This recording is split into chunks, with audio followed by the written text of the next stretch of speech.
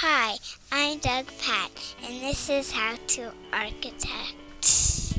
Today, we're going to learn how to cut like an architect. Cutting materials by hand is still part of the education and practice of an architect. These are some pointers about how to do so well. Remember, these are rules of thumb. You're responsible for how you choose to use them. This is a cutting mat. I use one. I won't cut on the vinyl cover I've got on my drafting table or on the wood table itself. I've seen people do it for years in school, and it's dumb.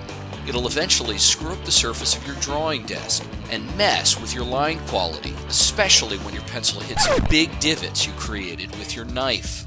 Now, these cutting mats come in many sizes. This one is 18 by 24. I've been using it for the last 17 years. It tucks away nicely and it's the right size for most detailed work.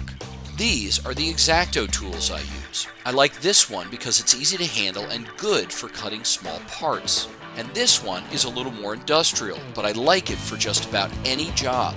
I keep my blades turned over or pushed down when I'm not using them. This is no joke. These blades are wicked sharp and will mess you up. I've got the scars to prove it. Now, about straight edges or rulers. I never use plastic or wood. When you're cutting along these materials, the knife edge can cut right into them because they're so soft.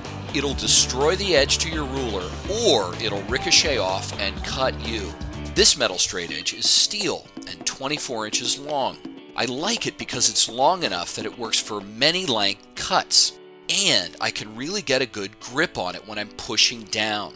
If the straight edge is too short, it can be tough to hold, move when you don't want it to, or simply too short for your cut. This one has a cork backing. The cork is there to keep it from slipping when you're pushing down on the surface being cut.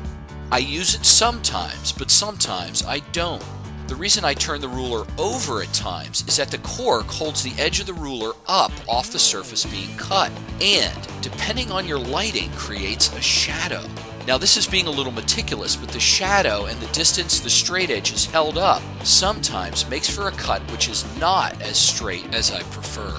Regardless, every time you're cutting, keep your fingers back from the edge of the ruler, and always press firmly on the ruler and down on the cutting tool while running it along the straight edge. Now, when you're cutting anything, never try to get through the object you're cutting on the first strike, especially when cutting deep boards like foam core or cardboard. Strike the material a number of times to get a precise, clean cut. The first strike being the most gentle. Don't rush. If you've got a new blade, you may go through on the first pass, but I'll typically run my X-acto through a second time just to make sure I got a clean cut. It goes without saying, always use a good blade and never cut with a dull one. You're just asking for uneven edges or injury, as the blade tends to slip more when it's dull. Lastly, corners are tricky. The end of the cut will typically not get to the corner of what you're cutting, particularly when you're cutting thick material like foam core. What I do here is try to start my cut in the corner. By the way, with foam core, use a good blade. You will mangle the interior of foam core when cutting with a bad blade. Oh, and one more thing to remember, when you're throwing those blades away, dispose of them properly or wrap them in tape. When you're jamming that garbage down, you don't want to put your hand into a used blade. Good luck. Can I listen?